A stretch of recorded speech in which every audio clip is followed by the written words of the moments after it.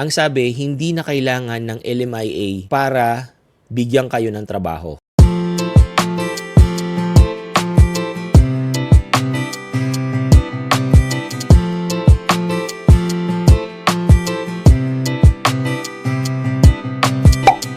Hello guys, good morning, good afternoon, good evening kung nasan man kayo, no? So today guys, meron tayong very interesting topic.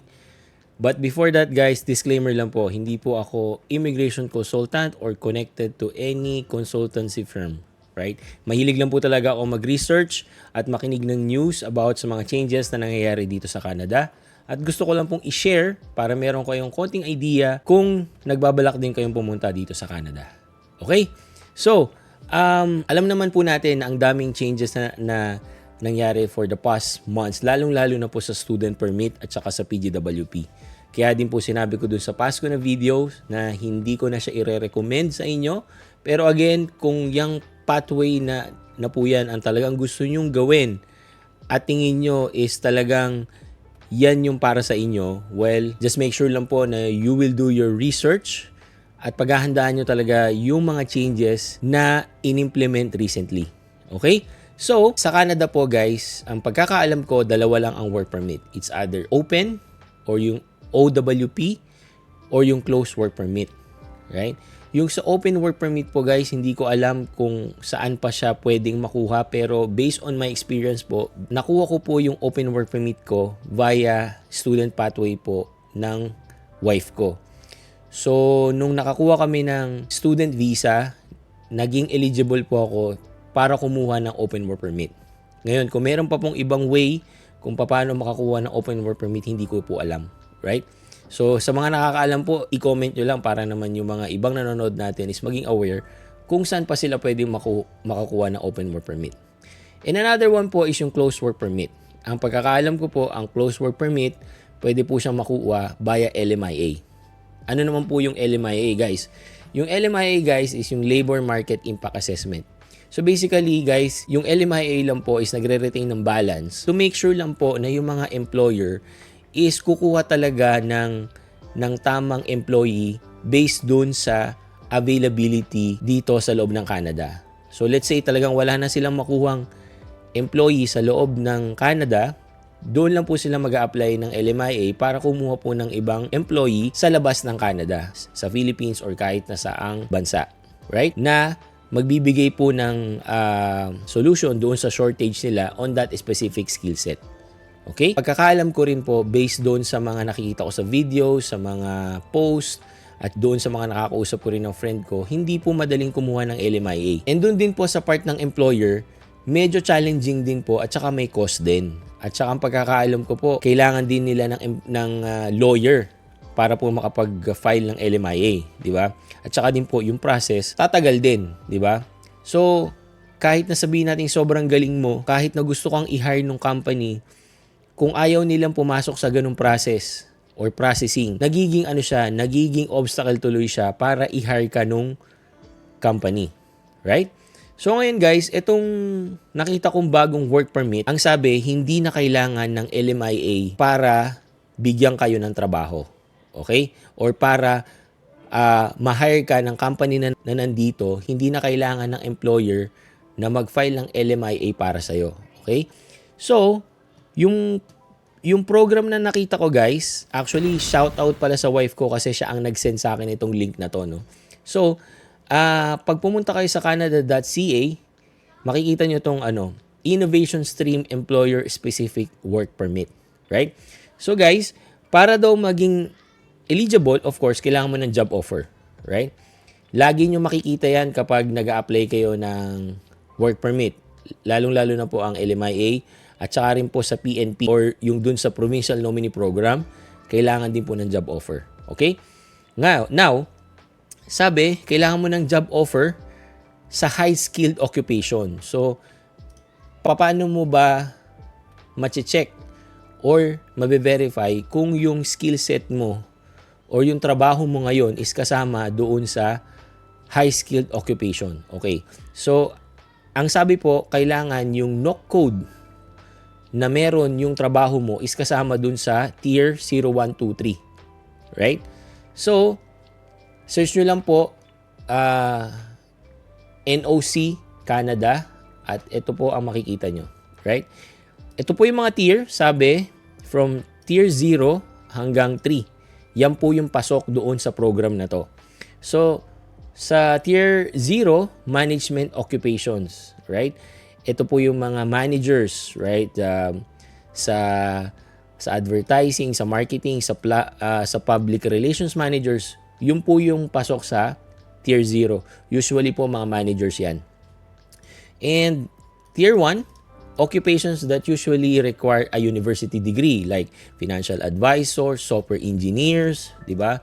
Sa tier 2 naman po is yung occupation that usually require college diploma, apprenticeship training of 2 or more years, and supervisory occupations.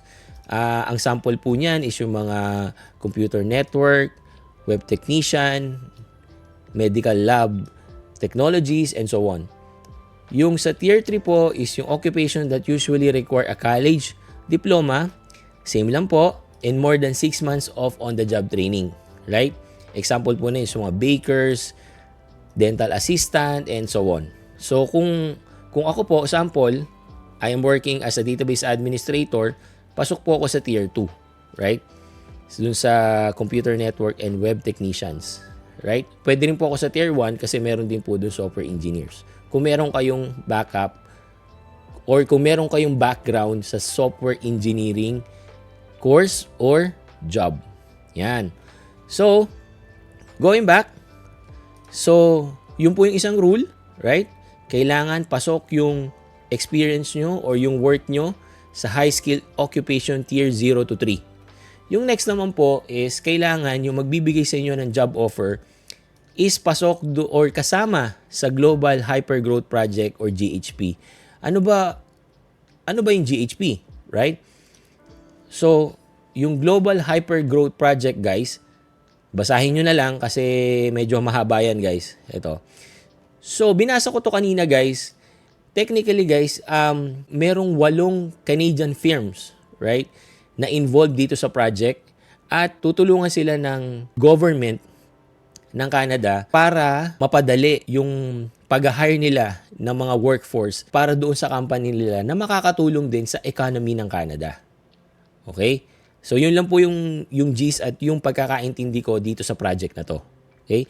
So, ngayon, panoorin po natin yung short clip na nandito sa website ng canada.ca para po magkaroon tayo ng konting idea kung ano ang ibig sabihin nitong GHP or yung Global Hypergrowth Project. Okay?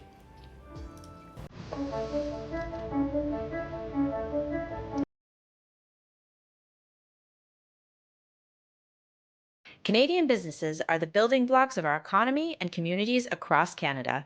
From healthcare and agriculture to AI technology, Canadian companies are driving economic growth, innovation, and global competitiveness.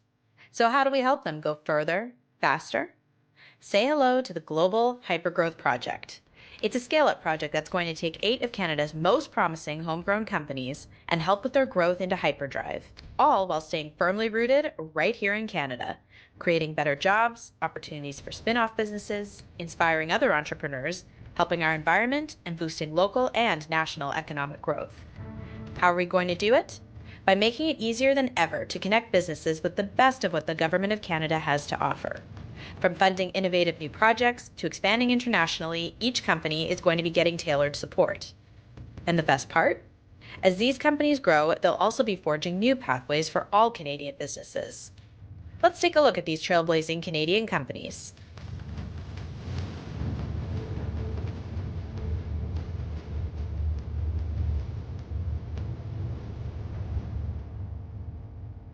Ada, Aliacare, Cellcarta, Clarius, Clio, Duchesne Pharmaceutical Group, Lightspeed, 5 Crop Protection, The Global Hypergrowth Project will help these companies take their growth to the next level, changing the game for businesses and communities across the country. Together, we're building a better Canada for all. Learn more by visiting www.canada.ca/hypergrowth.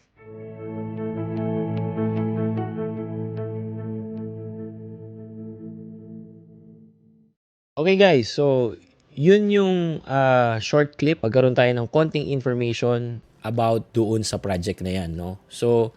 Um, so of course guys, ano yung mga benefits nito? Benefits ng employee at saka ng employer. Of course, yung number one, faster and easier process. Kasi nga guys, natanggal na si LMIA sa picture, di ba? So, mas mabilis na yung process as long as pasok ka dun sa mga requirements or dun sa job posting nung 8 company na yon, hindi na kailangan ni employer na mag-file ng LMIA para sa'yo para kunin ka nila dito sa Canada. Di ba? Basta ipakita mo lang na you are eligible at yung skill set na meron ka is pasok dun sa hinahanap nila. I think there's no reason para hindi ka nila i-hire. Number 2, magkakaroon ka ng valid work permit. Pag na-approve, magkakaroon ka ng 2 years valid work permit.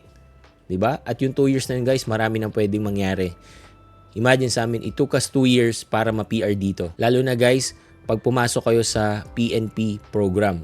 Okay? And number 3, yun nga, magkakaroon din ng work permit yung family mo, like yung spouse mo, yung mga dependents mo, and kung meron ka din kids na pupunta dito with you, pwede rin sila mag-aral. Okay? Nakuha na natin yung info and everything. Of course, ang next question guys is, paano kayo mag-a-apply doon sa 8 company na yon, right? Well, may mga various ways guys kung paano kayo makakapag-apply. And there's nothing special about those companies in terms of applying work. So, one, pwede kayong pumunta dun sa website mismo nila. Usually yan, meron silang specific na page doon sa mga vacant jobs nila, doon sa mga company na yon. Number 2, pwede rin kayong mag-search sa mga job search websites like Indeed, Monster, you know. And number 3, dito ako nakahanap ng work guys. So, pwede kayong pumunta sa LinkedIn. So, kanina, chinek ko na yung LinkedIn guys. Okay? So, again, ito yung 8 companies na nagpa-participate dito sa project na to. Dito lang kayo pwedeng mag-apply ng trabaho guys. Okay? Para maging eligible kayo to apply on this work permit. Okay? So, let's say kay Ada, right? Nag-search ako sa LinkedIn at ito yung mga nakita ko. So, currently meron siyang 10 post or job post, di ba? So, meron siyang technical program manager, meron din siyang service consultant, meron siyang solutions consultant, meron din siyang recruiter, director of AI, di ba? And then, yung next naman is yung Alaya Care, right? So, meron siyang services consultant, implementation specialist, meron din siya sa marketing, right? And then, yung isa, which is yung Lightspeed, okay? Yung Lightspeed, guys, ito yan, oh. Yung Lightspeed, so, kanina si Ada, tapos Alaya Care, tapos ngayon si Lightspeed. Dito, guys, ang dami, oh, 165 job posting currently, right? So, meron siyang senior analytics, meron siyang IT project manager, meron siyang team lead, okay? So, maraming posting guys. So, hindi ko na na-check pa yung iba pang mga companies, di ba? Pero, ito yung mga ways na pwede nyong tignan para makapag-apply kayo dun sa 8 company na yon. Okay? So, again guys, wala namang mawawala kung susubukan nyo lang mag-apply, no? So, habang tuloy lang yung work nyo dyan sa Philippines or kung nasan man kayo, subukan nyo lang mag-apply, guys. Lalo na kung pasok yung skill set nyo, right? And napansin ko dun sa 3 tinignan ko, guys, ang mostly na job posting is related to IT. Okay? So, halimbawa, makuha kayo dun sa mga sa mga posting na yun na related to IT. Remember, most of the province na nandito sa Canada, meron silang program para sa tech program or sa PNP nila na related to tech or sa IT, right? Doon din po ako na PR, right? So, since I am working in the IT sector, right? So, meron dito sa BC yung BC PNP Tech program. Doon po ako pumasok at na-nominate po ako doon na nagbigay sa akin ng 600 points para po sa Express Entry. At ngayon po, na-PR na po kami. Okay? So guys, i-check nyo to. And then kung meron kayong mga questions, i-comment nyo lang and then susubukan nating sagutin, you know? And I hope na makatulong to sa inyo lalo na yung mga nag-aspire na pumunta dito. This is a very good chance, lalo na yun nga, yung kapag nakita nyo na pasok yung skill set nyo dun sa mga job posting nila, subukan nyo mag-apply. Okay? So again, thank you guys for watching and see you again on my next video. Peace.